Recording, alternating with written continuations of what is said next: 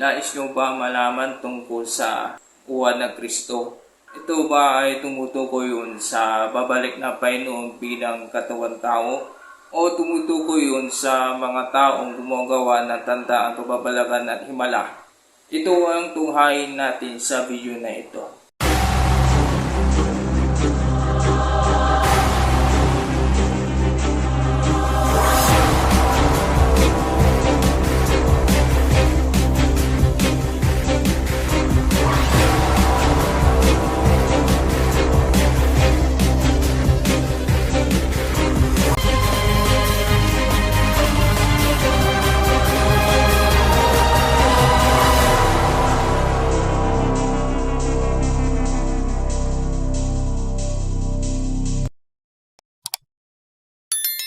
Mapalang araw sa inyo lahat mga kapatid. Ako si Angelo Mangloy. Ito ang aking presente sa video na ito ay pinamakatang Bible Exposition and Critics na kung saan sa lahat ng mga misteryo sa Biblia na hindi nyo malaman.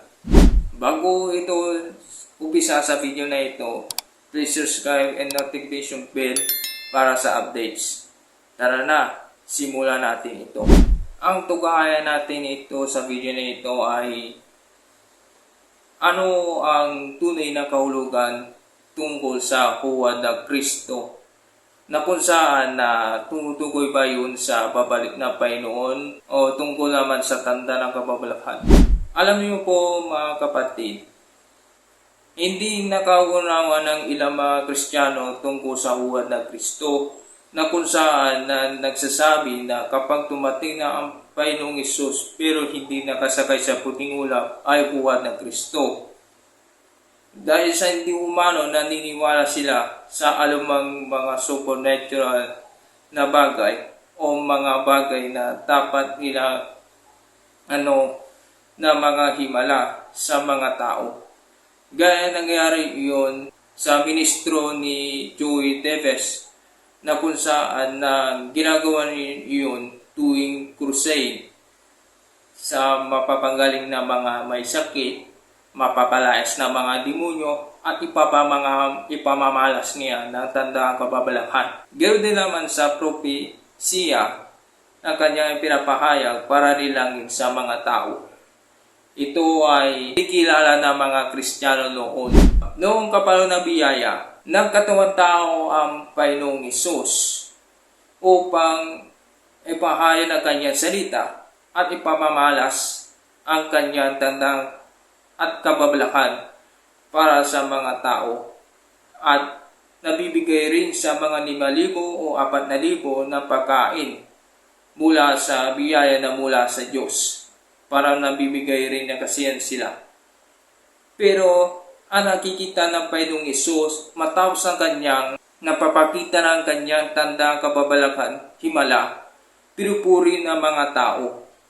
Pero ayaw ng Diyos na ganitong uri ng mga tao na hinahangad sa kanya, na gaya ng isang tuktor o kaya ng mga nabibigay sa mga tao.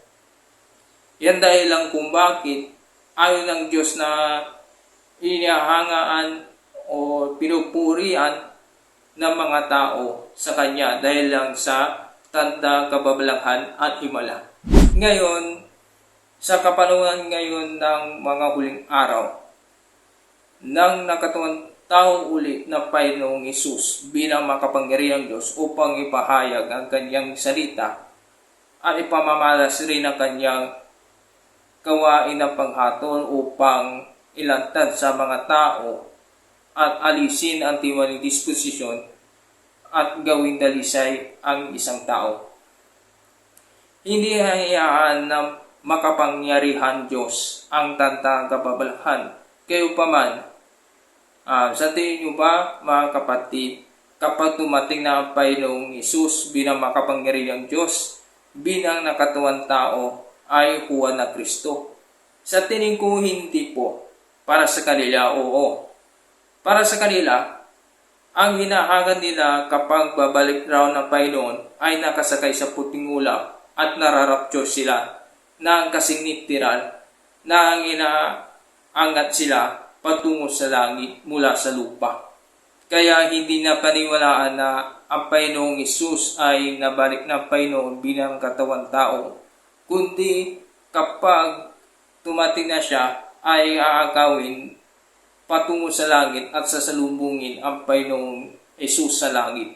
Kaya ano pa talaga ang tunay na kahulugan ng huwad na Kristo sa sinabi sa Mateo 24:23 hanggang 24.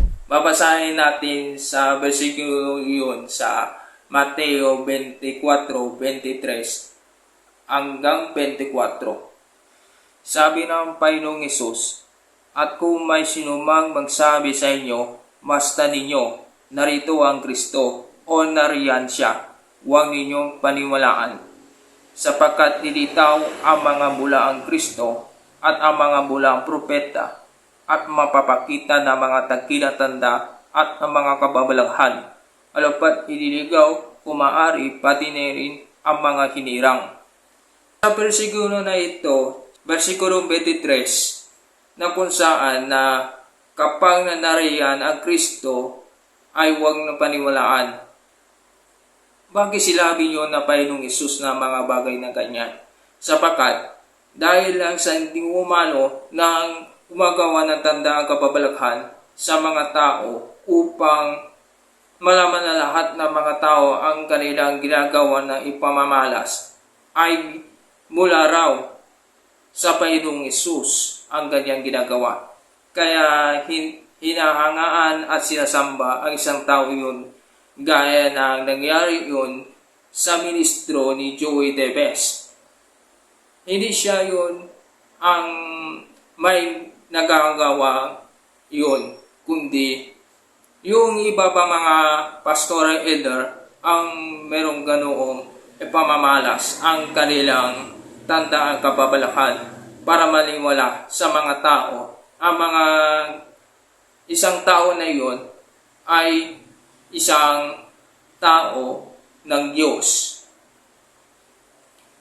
Katulad nila Apostol Renato, Pastor Kibuloy, at iba pa mga pastoral elder dito sa Pilipinas. At iba bansa naman ay si Emmanuel TV, yan, si Billy Hinn, at si Chaplin, at iba pa mga pastoral elder sa iba bansa at sa buong mundo. Ito ang tumutukoy yun ng Panginoong Hesus na sila ay mga huwad na Kristo na napapakita na tanda kababalakhan at hibala. Kaya hindi natin masasabi na kapag tumating ang Panginoong Hesus bilang katawan tao dito sa lupa ay huwad na Kristo, kundi napapahayag lamang siya ng mga katotohanan at nakapahayag siya ng binubinong salita upang dalisain ang sangkatuan mula kay Satanas. Kaya ang gawain ng paghatol ng Diyos ay hindi yun tanda ang kababalaghan at himala. Ito rin yun ang ipupunyag sa mga tao ang kanilang katiwaliang disposisyon para dilisin ang kanilang mga kasalanan at katiwalian. Ito ang gawain ng Diyos ngayon. At yung mga bagay yun gaya ng napapakita siya sa publiko na nakasakay sa puting ulap, ito yun ang tanda ng kababalakhan, mga kapatid. Sapagkat dahil sa dumalo na hindi paniwalaan na ang Panginoong Hesus ay bumalik bilang katawan tao sa mauling araw, naghihintay pa rin hanggang bababa ang Panginoong Hesus na nakasakay sa puting ulap, ay dahil sa hindi umano na hinahakan din ng tanda ng kababalaghan, doon siya natudulot ng kaparusahan. Ito ang senyales na napapakita ng katuwiran ng Panginoon sa mga tao upang parusahan sa mga taong na hindi nakahanda sa Kanya. Dahil yun ang sinabi ng Panginoon Hesus sa Biblia na mga puyat o magsihanda kayo sapagkat ang Diyos ay dumating na hindi nyo inaasahan. Kaya napakalinaw yun sa sinabi sa Biblia lalo na ang salita ng Panginoong Yesus. Basahin natin ng ilang mga passages na makasalita ng makapangyarihang Diyos tungkol sa huwad ng Kristo. Sabi ng makapangyarihang Diyos, kung, sa kasalukuyan, mayroong isang taong lalabas na kayang magpakita ng mga tanda at mga kababalaghan, magtaboy ng mga demonyo, magpagaling ng mga may sakit, at gumawa ng maraming himala, at kung ang taong ito ay inangking siya si Jesus na dumating, isa itong huwad na ginawa ng mga masasamang espiritong gumagaya kay Jesus. Tandaan ito. Hindi inuulit ng Diyos ang magkaparehong gawain. Nakumpleto na ang yugto ng gawain ni Jesus, at hindi na muling pangangasiwaan ng Diyos ang yugtong iyon ng gawain. Ang gawain ng Diyos ay hindi may pagkakasundo sa mga kuro-kuro ng tao. Halimbawa, hinulaan ng lumang tipan ang pagdating ng isang Mesiyas, at ang resulta ng prophesyang ito ay ang pagdating ni Jesus. Yamang nangyari na ito, magiging mali na may panibagong Mesiyas na darating. Dumating ng minsan si Jesus, at magiging mali kung darating pang muli si Jesus sa oras na ito. Mayroong isang pangalan para sa bawat kapanahunan, at nagtataglay ang bawat pangalan ng paglalarawan ng kapanahunang ito. Sa mga kuro-kuro ng tao, dapat palaging magpakita ang Diyos ng mga tanda at mga kababalaghan. Dapat palaging magpagaling ng mga may sakit at magtaboy ng mga demonyo. At dapat palaging maging katulad ni Jesus. Subalit sa oras na ito, hindi ganoon ang Diyos. Kung, sa mga huling araw, nagpapakita pa rin ang Diyos ng mga tanda at mga kababalaghan, at nagtataboy pa rin ng mga demonyo at nagpapagaling ng mga may sakit, kung gagawin niya ang eksaktong ginawa ni Jesus, uulitin ng Diyos ang kaparehong gawain, at mawawala ng kabuluhan o halaga ang gawain ni Jesus. Kaya naman, isinasakatuparan ng Diyos ang isang yugto ng gawain sa bawat kapanahunan. Kapag natapos na ang bawat yugto ng gawain niya, agad itong ginagaya ng mga masasamang espiritu, at pagkatapos simyulang sundan ni Satanas ang mga yapak ng Diyos, lumilipat ang Diyos tungo sa ibang kaparaanan. Kapag natapos na ng Diyos ang isang yugto ng gawain niya, ginagaya ito ng mga masasamang espiritu. Dapat malinaw kayo tungkol dito.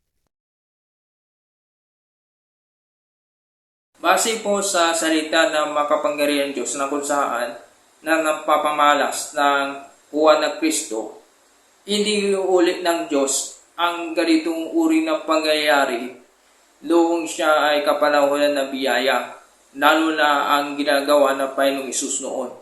Ngayon, hindi na uulitin yun, kundi gumagawa siya ng mapapahayag ng katotohanan at isasagawa ang kanyang paghatol ng gawain para liligtas sa mga tao mula sa kamay ni Satanas at ilisin ang kanilang mga kasalanan at katingwalian para maging dalisay sila at gawing perpekto. Ito ang hinahangad ng Diyos sa mga tao upang liligtas sa mga tao, kaysa pa na napapakita siya ng tanda at himala.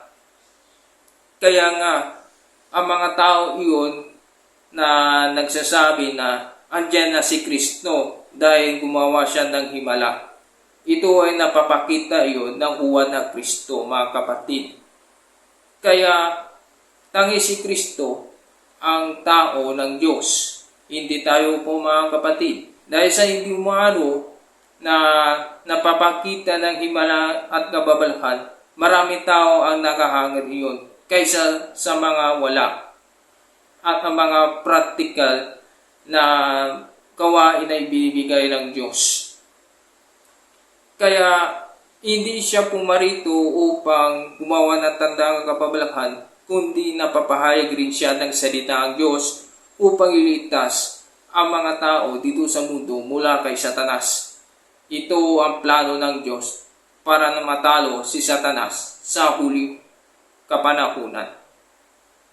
Yan dahil kung bakit hindi uulitin ng Diyos ang dating niyang gawain, kaya nga siya na gumawa ng paraan para iligtas sa mga tao. Ngunit si Satanas naman ay gumagawa ng mga kakayahan na makikaya gaya ng mga ginagawa ng Panginoong Hesus noon. Kaya nga, gumagawa ng ilang mga leader ng iglesia ng tanda ang kababalaghan at himala, lalo na ginawa ni Joey Tevez sa ginagawa niya sa video nila ito. Sa makatuwid, ang kuha ng Kristo ay tumutukoy sa mga taong gumagawa ulit na tanda at himala na ginawa ng Panginoong Hesus noong araw. Doon rin na nadudulot na nagsaliban sa kanila ay masasamang ng espiritu, kaysa pa na napapahayag ng salita ng Diyos at katotohanan.